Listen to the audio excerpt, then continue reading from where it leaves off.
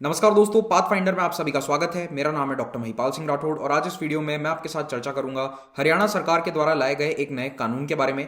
ये कानून हरियाणा की प्राइवेट सेक्टर की नौकरियों में 75% आरक्षण देता है हरियाणा के लोगों को, यानी कि लोकल्स के लिए जॉब्स में रिजर्वेशन आएगा प्राइवेट सेक्टर में। तो ये नया कानून हरियाणा पास करने वाला पहला राज्य नहीं है। इस तरह के कानून मध्य प्रदेश, आंध्र प्रदेश, कई राज्य पास कर चुके हैं।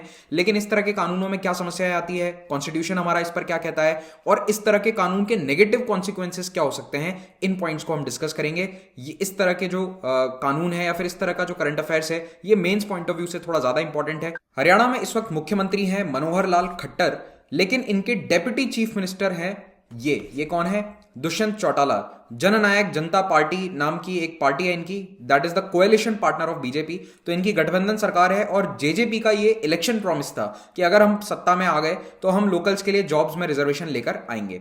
अब इसी से संबंधित एक सवाल है, ध्यान से पढ़ना क्वेश्चन को। मैंने पूछा है कि इनमें से कौन से सेंटेंस रॉन्ग है, इनकरेक्ट है। पहला स्टेटमेंट यह है कि तमिलनाडु रिजर्वेशन एक्ट 1994 जो 69% रिजर्वेशन देता है तमिलनाडु राज्य में, उसको अदालत में चैलेंज नहीं किया जा सकता, चाहे वो 50% की लिमिट को एक्सीड कर रहा हो। सेकंड, ईडब्ल्यूएस रिजर्वेशन साइंटिफिक और टेक्निकल पोस्ट के लिए अप्लाई नहीं होता ग्रुप ए सर्विसेज के अंदर। तीसरा, article 17 fundamental right for equality of opportunity for all citizens in matter of employment, यानी कि जहां पर भी जॉब के लिए कोई सरकार कोई विज्ञप्ति निकालती है तो वहां पर बराबरी का दर्जा सबको दिया जाएगा। इसके बारे में आर्टिकल 17 कहता है। तो आपको मुझे बताना है इनमें से गलत स्टेटमेंट कौन सा है। अगर आप लेक्चर को ध्यान से देखते हैं तो आपको इसका आंसर अंत तक अपने आप मिल जाएगा।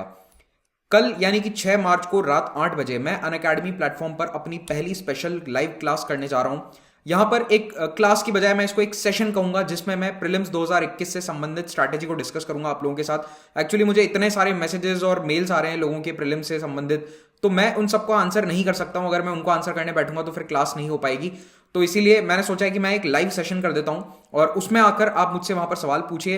And of course it's completely free. All you have to do is just register on the Unacademy platform. अगर आप रजिस्टर्ड नहीं है तो आप रजिस्टर कीजिए, और अगर रजिस्टर करेंगे तो आपसे एक अनलॉक कोड मांगा जाएगा। तो आपको मेरा नाम वहां पर टाइप करना है, Mahipal would be the unlock code. Session का जो एग्जैक्ट लिंक है वो आपको इस वीडियो के पिंड कमेंट में कुछ समय बाद 1 घंटे के अंदर अंदर नजर आना शुरू हो जाएगा, और जो अगले वीडियोस हैं उनमें भी आपको पिंड कमेंट में वो दिख जाएगा। ऑलराइट, तो मिलते हैं कल शाम को 8 बजे।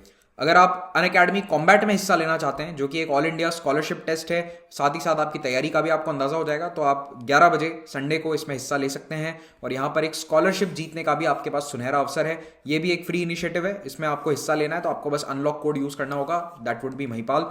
अगर आप आईएएस एग्जाम की तैयारी करना चाहते हैं तो अनअकैडमी प्लेटफॉर्म के माध्यम से आप तैयारी कर सकते हैं। भारत के बेस्ट एजुकेटर्स यहाँ पर डेली लाइव क्लासेस लेते हैं, और इन स्ट्रक्चर्ड कोर्सेज में आपको लाइव क्लासेस मिलेंगी। जिस एजुकेटर से आप चाहें पढ़ सकते हैं, अनलिमिटेड एक्सेस है। तो उसके लिए बस एक टाइम बाउंड वहां पर रहेगा। तो आप 1 साल का अगर सब्सक्रिप्शन परचेस करते हैं मान लीजिए, तो आप 12 महीनों में जिस टीचर से आप पढ़ना चाहे पढ़ सकते हैं। आप मृणाल सर से पढ़ना चाहते हैं उनसे पढ़ सकते हैं, सिद्धार्थ अरोड़ा सर है उनकी क्लास अटेंड कर सकते हैं। Which ever teacher is your favourite, you can go and attend there classes. और ये वाले प्राइसेस आपको पे नहीं करने हैं। You can get a 10% discount if you apply the code Mahipal. आपको मेरा नाम वहां पर कोड में लगाते ही 10% सीधा डिस्काउंट मिलेगा प्लस कोर्सेज के लिए। और अगर आप एक मेंटोर भी चाहते हैं जो आपको अपनी तैयारी में डे टू डे गाइड करे, तो फिर आपको आइकॉनिक सब्सक्रिप्शन लेना चाहिए। और यहां पर भी ये प्राइसेस पे नहीं करने हैं। यू हैव टू पे these prices after getting a 10% discount. Unacademy पर आप ऑप्शनल सब्जेक्ट्स की भी तैयारी कर सकते हैं। There are multiple subjects which are available. Optional में जो पूछे जाते हैं, जो ऑप्शनल सिलेक्ट किए जा सकते हैं, अगेन यहां पर भी ये प्राइसेस नहीं पे करनी है। You can get a 10% flat discount after using this coupon code. अगर आप कोर्सेज को साथ में परचेस करते हैं तो आपको प्राइस में कुछ बेनिफिट मिलेगा, डिस्काउंट मिलेगा, और वहां पर भी आपको ये प्राइसेस नहीं पे करनी है। You have to apply the code Mahipal and get 10% discount. IAS के अलावा अगर आप SSC, bank, railway, state PCS जैसे एग्जाम्स की तैयारी कर रहे हैं तो भी आप यहां पर 12 महीने का सब्सक्रिप्शन इन प्राइसेस में अवेल कर सकते हैं। 2 मार्च को हरियाणा के गवर्नर ने ये बिल साइन कर दिया ऑफिशियली, जिसके तहत अब 75% रिजर्वेशन प्राइवेट सेक्टर में मिलेगा हरियाणा के नागरिकों को। तो ये कानून वैसे तो विधानसभा में दिसंबर में ही पास कर दिया गया था, लेकिन गवर्नर ने इस पर अभी साइन किया है। इसका नाम क्या है officially? Haryana state employment of local candidates bill 2020। अब ये 1-2 दिन में गजट में नोटिफाई हो जाएगा, और नोटिफाई होते ही ये बन जाएगा क्या? एक्ट बन जाएगा। ठीक है, तो अभी गवर्नर का साइन हुआ है, गजट नोटिफिकेशन अभी बाकी है एज ऑफ 5 मार्च। अब इस कानून के प्रावधान क्या है? क्या सारी प्राइवेट सेक्टर की नौकरियों में ये कानून लागू होगा? नहीं। एक स्पेसिफिक क्राइटेरिया दिया गया है। 50,000 अगर सैलरी है किसी नौकरी की, जो तनख्वाह है अगर 50,000 से ज्यादा है तो वहां पर ये लागू नहीं होगा। 50,000 से कम वाली जो नौकरियां हैं वहां पर ये कानून लागू होता है। तो जो भी 20,000, 30,000, 45,000 सैलरी वाली जॉब है वहां पर 75% आरक्षण होगा हरियाणा के नागरिकों के लिए। और उसमें भी मान लो एक पर्टिकुलर डिस्ट्रिक्ट है, अब जैसे गुरुग्राम है, तो अगर गुरुग्राम में कोई ऑफिस है तो 10% जो जॉब्स हैं वो उसी डिस्ट्रिक्ट से होनी चाहिए। तो गुरुग्राम डिस्ट्रिक्ट के 10% लोग हायर करने हैं, बाकी के 90%, यानी कि इस 75 के बाकी के 90% आप हरियाणा के किसी भी जिले से रिक्रूट कर सकते हो। और ये कोटा आने वाले 10 सालों के लिए एप्लीकेबल होगा। अभी ये भी इसका ड्यूरेशन तय कर दिया है, ऐसा नहीं है कि लाइफ लॉन्ग रहेगा। 10 साल बाद में भी इसको रिवाइज करेंगे नहीं करेंगे देखना होगा। तो आप समझिए इसके प्रावधान बहुत ध्यान से, क्योंकि ये डायरेक्टली पूछे जा सकते हैं प्रीलिम्स में। वैसे ये टॉपिक मेंस के पॉइंट ऑफ व्यू से ज्यादा इंपॉर्टेंट है, इसके प्रोज कॉन्स वगैरह आपको लिखने के लिए पूछ सकते हैं, लेकिन प्रीलिम्स में इस तरह की इंफॉर्मेशन डायरेक्टली पूछी जाएगी। तो प्रीलिम्स में यही स्टेटमेंट्स होंगे, आपको यहां पर घुमाया जाएगा, तो इसलिए ध्यान से पढ़ना। तो अब इसके अंदर कौन कौन से एम्प्लॉयर्स कवर होते हैं? Private companies, private societies, trust, partnership firms, ये सभी इसमें शामिल हैं। और स्टेट का नागरिक किसे माना जाएगा? कोई भी व्यक्ति जो हरियाणा में जिसने जन्म लिया हो या फिर जिसके पास डोमिसाइल सर्टिफिकेट हो और 15 साल से वो यहां पर रह रहा हो। तो 15 ईयर्स वहां पर रहना जरूरी है। ऐसा नहीं है कि आप गए और 2 साल से वहां पर रह रहे हैं तो आपको इस 75% वाले क्राइटेरिया में नहीं गिना जाएगा।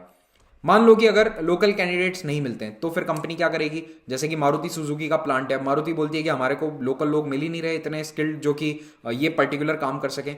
तो फिर कानून ये कहता है कि आप यहां पर उन्हें ट्रेन करो। क्वालिफाइड पीपल अगर अवेलेबल नहीं है तो लोकल्स को ट्रेन किया जाए। अब हरियाणा सरकार और उसके मंत्रियों ने जो रीजंस दिए इस कानून को लाने के पीछे, वो मैं आपको ब्रीफली बता देता हूं। पहला इनका कहना है कि राज्य में बेरोजगारी बढ़ रही है। हालांकि बेरोजगारी तो देश में ही बढ़ रही है, लेकिन हरियाणा में लोकल लोगों के बीच में बेरोजगारी ज्यादा है, ऐसा सरकार का मानना है। जबकि हमारे यहाँ इंडस्ट्रीज हैं, गुरुग्राम, फरीदाबाद, सोनीपत, ये सब बड़े बड़े इंडस्ट्रियल सेंटर्स हैं। तो इतनी इंडस्ट्री होने के बावजूद यहाँ पर अनएम्प्लॉयमेंट बढ़ना नहीं चाहिए। दूसरा इनका रीजन ये है कि बहुत माइग्रेंट्स आकर हरियाणा में रह रहे हैं जो अन्य राज्यों से आए हैं। और ये क्यों आ रहे हैं? क्योंकि यहाँ पर लो पेइंग जॉब्स काफी बड़ी संख्या में है ड्यू टू द इंडस्ट्रीज। फिर सरकार का यह भी कहना है कि इन माइग्रेंट्स के कारण कच्ची बस्तियों का बढ़ावा हो रहा है, प्रोलिफरेशन ऑफ स्लम्स, कि ये आकर यहाँ पर रह रहे हैं, इनको प्रॉपर हाउसिंग नहीं मिलती तो स्लम्स में रह रहे हैं। अब मुझे ये काफी फनी लगा, क्योंकि आपको नहीं लगता कि हाउसिंग जो है वो भारत में सरकार उसको इतना बढ़ावा दे रही है, प्रधानमंत्री आवास योजना जैसी स्कीम्स चल रही हैं, तो अब स्लम बढ़ना सरकार लोगों के सर पर ठीकरा कैसे फोड़ सकते हैं? Anyways, moving on. कुल मिलाकर गवर्नमेंट का ये कहना है कि हमारा जो लोकल इंफ्रास्ट्रक्चर है वो इतने लोगों को सस्टेन नहीं कर सकता जितने लोग बाहर से आकर यहाँ पर रह रहे हैं। तो ये इस तरह के कुछ पॉइंट्स दिए गए हैं। अब वैसे आपको मैं बता दूं कि ये एक बहुत इंपॉर्टेंट इलेक्शन प्रॉमिस था। दुष्यंत चौटाला की जो पार्टी है जेजेपी, जननायक जनता पार्टी, तो ये बीजेपी की कोएलिशन पार्टनर है और इन्होंने चुनाव से पहले वादा किया था कि हम सरकार में आए तो 75% रिजर्वेशन लेकर आएंगे प्राइवेट सेक्टर में। क्योंकि याद रखिए कि हरियाणा जो है वो बहुत बड़ा इंडस्ट्री हब है और वहां पर प्राइवेट सेक्टर की जॉब्स काफी बड़ी संख्या में है। लेकिन अब इस पूरे कानून के कारण प्रॉब्लम क्या आ सकती है, इसके नेगेटिव कॉन्सिक्वेंसेस क्या हैं? देखिए, इसमें सबसे पहले नेगेटिव पॉइंट ये है कि ये क्लास डिवाइड को बढ़ावा दे रहा है। भाई 50,000 आपने लिमिट तय कर दी, तो ये तो अमीरों की नौकरियों में तो कोई रिजर्वेशन नहीं है, लेकिन जो गरीब व्यक्ति है जो 15, 20, 25,000 की जॉब करेगा उसके साथ प्रॉब्लम है। अगर एक जो वर्कर है वो जॉब कर रहा है किसी फैक्ट्री में, तो ये तो केवल उसके लिए लागू हुआ ना जो अमीर लोग हैं। मतलब सरकार ही कह रही है कि बेसिकली जो अगर कोई आईटी सेक्टर में नौकरी कर रहा है 60, 70, 80 हज़ार की, तो वो तो आए, आराम से रहे, कोई दिक्कत नहीं है, वो हमारे इंफ्रास्ट्रक्चर पर लोड नहीं ला रहा। बाकी कोई मत आओ, बस इस लेवल के नीचे के लोग यहाँ पर सैलरी वाले मत आओ। सेकेंड, भारत का जो संविधान है वो भारत के लोगों को, नागरिकों को यह अधिकार देता है कि हम देश में फ्रीली मूव कर सकते हैं, कहीं पर भी ट्रेड कर सकते हैं, कहीं पर भी बिजनेस, व्यापार, नौकरी कर सकते हैं। तो ये उसके प्रावधानों के बिल्कुल खिलाफ जाता है। तीसरा, इसके कारण कई इलीगल प्रैक्टिसेस शुरू हो सकती हैं। मान लो कोई कंपनी है, ठीक है, मेरी कंपनी मान लो, चलो ठीक है, महिपाल इलेक्ट्रॉनिक्स नाम की मेरी कोई कंपनी है, बहुत बड़ी फैक्ट्री है गुरुग्राम में। अब मुझे हायर करना है कोई स्पेसिफिक स्किल सेट वाले लोगों को जिनको इलेक्ट्रॉनिक आइटम बनाने आते हो। अब जरूरी थोड़ा ना है कि मुझे वहां पर 75% वर्कफोर्स ऐसी मिल जाए हरियाणा में जो मेरे इलेक्ट्रॉनिक आइटम्स को बनाने में सक्षम हो सकता है कि मैंने राजस्थान से ले जाकर वहां पर अपने लेबर को ट्रेन किया हो 1 साल 6 महीने, अब वो सक्षम हुए और अब ये 75% वाला क्लॉज आ गया, तो मैं क्या करूंगा? ये एक्चुअली में रियली में होता है और अभी भी कई लोग करते हैं। मैं क्या करूंगा कि उनको बोलूंगा एक काम करो, तुम ऑन पेपर मत रहो, मैं तुमको खाली कैश दे देता हूं, तुम कैश लो और अपनी तनख्वाह कैश से उठाओ और काम करते रहो। ये चीज हो सकती है। तो इसमें 2 प्रॉब्लम है। एक तो ये कि वो जो मजदूर है उसको ऑन पेपर सैलरी नहीं मिल रही, तो उसका सोशल बेनिफिट्स उसके जा रहे हैं, पीपीएफ जैसी जो स्कीम्स हैं उसमें उसको कोई फायदा नहीं होगा, स्टेट इंश्योरेंस वगैरह में। और दूसरा ये है कि इसके कारण लाइसेंस राज का फिर से बढ़ावा होगा। मान लो कि मेरे एरिया के लोकल लेबर इंस्पेक्टर को पता चल जाता है कि मैं इस तरह की हरकत कर रहा हूँ, वो मेरी फैक्ट्री पे आएगा, वो मुझे बोलेगा कि या तो तुम इतना फाइन भर दो या फिर ये कर लो, सेटलमेंट कर लो, इस तरह की चीजें हो सकती हैं। तो ये इलीगल प्रैक्टिसेस को बढ़ावा देगा, क्योंकि जरूरी नहीं है कि हर प्रकार की स्किल सेट वाले लोग आपको लोकल पॉपुलेशन में मिल जाएं। और फाइनली ये कानून अदालतों में चैलेंज होने वाला है, क्योंकि इस तरह के कानून हमेशा अदालतों में चैलेंज होते हैं। तो मध्य प्रदेश ने भी पिछले साल कोशिश करी थी, लेकिन वो अभी तक इंप्लीमेंट नहीं हो पाया है ऐसा कानून वहां पर। आंध्र प्रदेश, तमिलनाडु, कई राज्यों ने ये कॉन्स्टिट्यूशनल चैलेंज कोर्ट्स में फेस किया है। और अल्टीमेटली क्या होगा कि कोर्ट जब इनको रिजेक्ट कर देगा तो जेजेपी के नेता जाकर ये बोलेंगे कि देखो हमने तो अपनी तरफ से सब कुछ कर दिया, लेकिन अल्टीमेटली कोर्ट ने मना कर दिया तो हम कुछ नहीं कर सकते, तो हमारा काम हो गया, हमको अगली बार वोट दे देना। अब संविधान इसके बारे में क्या कहता है, तो देखो आर्टिकल 16 का क्लॉज 3 साफ तौर पर कहता है कि पार्लियामेंट ऐसे कानून बना सकती है, विधानसभा नहीं, राज्यों की पार्लियामेंट इस तरह के कानून बना सकती है जहां पर किसी नौकरी के लिए किसी पर्टिकुलर एरिया का रेजिडेंट होना जरूरी हो। ठीक है, तो इस तरह के कानून जो हैं वो कोई भी नौकरी के लिए बनाए तो जा सकते हैं, लेकिन पार्लियामेंट के पास अधिकार है ये बनाने का। तो पार्लियामेंट चाहे तो इस तरह के कानून पास करवा सकती है कि मान लो तमिलनाडु में कोई पर्टिकुलर जॉब है तो उसमें तमिलनाडु के लोग ही एलिजिबल होंगे, ना कि दूसरे राज्य के।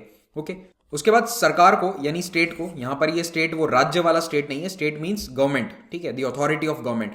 तो स्टेट को ये भी अधिकार दिया गया है कि वो बैकवर्ड क्लासेस के लिए रिजर्वेशन प्रोवाइड करवाए, तो वो तो सरकार वैसे भी कराती है। और कुछ जगहों पर यह भी कानून है कि कोई सरकारी संस्था है जहां पर कोई रिलीजियस बॉडी है तो उसके अंदर कोई पर्टिकुलर रिलीजन का ऑफिसर अपॉइंट किया जा सकता है। जैसे कि मान लो, मैं आपको एक एग्जांपल देता हूं, अजमेर दरगाह का आपने नाम सुना होगा, राजस्थान में बहुत फेमस दरगाह है, ठीक है, ख्वाजा मोइनुद्दीन चिश्ती की जो दरगाह है, वहां पर एक एडमिनिस्ट्रेटिव जो बॉडी है जो उस दरगाह का काम देखती है पूरा, उसमें एक आईएएस ऑफिसर पोस्ट किया जाता है, लेकिन that IAS officer is always a Muslim. तो ये एक तरह का रूल संविधान हमें देता है कि कुछ कंडीशंस में जहां रिलीजियस माइनॉरिटीज इन्वॉल्व हैं या कोई पर्टिकुलर रिलीजन है, वहां पर आप अपॉइंट कर सकते हो। जैसे अब ऐसा ही है तिरुपति तिरुमला देवस्थान में भी यही कि जो भी अपॉइंट होगा वो हिंदू होगा, कोई भी आईएएस ऑफिसर होगा वहां पे he can not be a Christian और अ मुस्लिम। तो इस तरह के कुछ रूल्स एंड रेगुलेशंस हैं, लेकिन वो एक्सेप्शन के तौर पर हैं, सब जगह पर नहीं है। फिर अभी 10% जो इकोनॉमिकली वीकर सेक्शन वाला रिजर्वेशन है उसका प्रावधान किया गया कॉन्स्टिट्यूशन को अमेंड करके, और 2019 में ईडब्ल्यूएस रिजर्वेशन भी प्रोवाइड किया गया। ठीक है, तो ये बात याद रखना कि ईडब्ल्यूएस रिजर्वेशन एससी, एसटी और ओबीसी कैटेगरीज के लिए अलाउड नहीं है। ओनली जिनको कोई पहले से रिजर्वेशन नहीं मिल रहा है, केवल वो लोग इस रिजर्वेशन के क्राइटेरिया में आते हैं। तो बेसिकली जो अनरिजर्व कैटेगरीज है, जिसको हम आम बोलचाल की भाषा में जनरल कैटेगरी कहते हैं, लेकिन ये टेक्निकली करेक्ट टर्म नहीं होता है, technically correct term is unreserved category, उसके 10% रिजर्वेशन, उसमें 10% रिजर्वेशन ले सकते हैं अगर आप ईडब्ल्यूएस के क्राइटेरिया को फुलफिल करते हैं।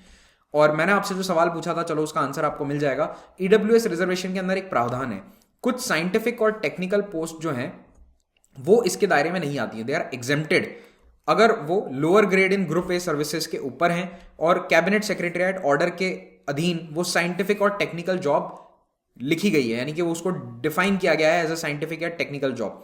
मान लो कि इंडिया का एंटार्क्टिक एक्सपेडिशन है, वहां पर अब कुछ जॉब्स हैं, 10-15 जॉब्स हैं, तो वहां पर सरकार इस ईडब्ल्यूएस रिजर्वेशन को लागू नहीं करेगी अगर वहां पर वो कोई टेक्निकल जॉब उसे मार्क किया गया है तो। और ये पोस्ट ऐसी होनी चाहिए जो रिसर्च के लिए हो या डायरेक्टली बेसिकली साइंस से रिलेटेड होनी चाहिए, तो वहां पर ये एग्जेम्पशन है। तो मैंने जो आपसे क्वेश्चन पूछा था उसका आंसर मैं बता देता हूं। आपसे इनकरेक्ट यहां पर स्टेटमेंट पूछा गया था, तो देखो पहला स्टेटमेंट करेक्ट है, तमिलनाडु का जो कानून है वो चैलेंज नहीं हो सकता, है ना, वो चैलेंज नहीं हो सकता। उसके पीछे बहुत लंबी एक कानूनी कार्रवाई की कहानी है, वो मैं किसी दिन और डिस्कस करूंगा। सेकंड, ये वाला स्टेटमेंट भी करेक्ट है, ईडब्ल्यूएस रिजर्वेशन साइंटिफिक और टेक्निकल नौकरियों में कुछ में एप्लीकेबल नहीं है, ये वाला गलत है, क्योंकि आर्टिकल 17 क्या है, अनटचेबिलिटी के बारे में बात करता है, और ये किसके बारे में बात हो रहा है, आर्टिकल 16 के बारे में। तो ये भी मैंने वीडियो में डिस्कस कर लिया था, तो इसका आंसर क्या होगा, A3 ओनली। तो अभी के लिए बस ये याद रख लेना कि तमिलनाडु वाला जो कानून है वो 9th शेड्यूल में आता है और इसीलिए वो जुडिशियल रिव्यू के दायरे में नहीं है। इसी के साथ ये लेक्चर समाप्त होता है। अगर वीडियो अच्छा लगा तो लाइक बटन जरूर दबाएं, चैनल को सब्सक्राइब नहीं किया है तो please subscribe to the channel Pathfinder, and thank you very much for watching this. See you tomorrow at 8 PM on Unacademy platform.